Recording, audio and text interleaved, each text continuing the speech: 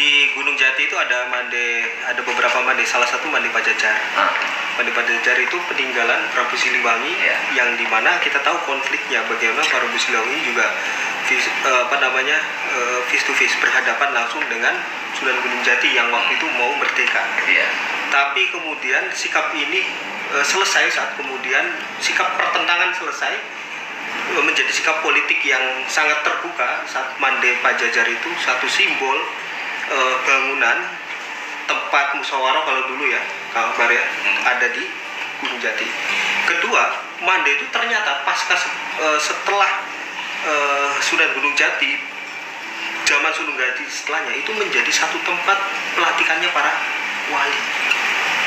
Dan ini informasinya geografi dari para sesepuh-sepuh yang punya jaringan dengan Ki Buyut Rangin. Jadi artinya bahwa perbedaan di dalam politik saat itu antara Sunan Gunung Jati dan Prabu Siliwangi itu dapat diselesaikan, dan Sunan Gunung Jati masih menghormati Mande itu menjadi tempat politik untuk melantik para wali yang lainnya. Wali dalam arti wali yang secara tauhid ataupun wali yang untuk mengurusin sosial.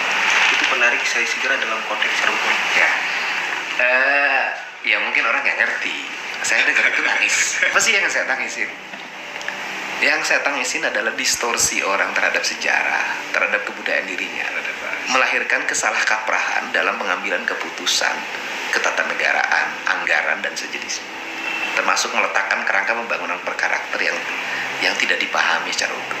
Dampaknya apa? Dampaknya wilayahnya menjadi terdominasi karena kehilangan ideologi kebudayaannya. Maka ketika orang kehilangan ideologi kebudayaannya, maka dia akan terdominasi secara politik, dia akan terdominasi secara ekonomi, dan dia akan terdominasi secara sosial.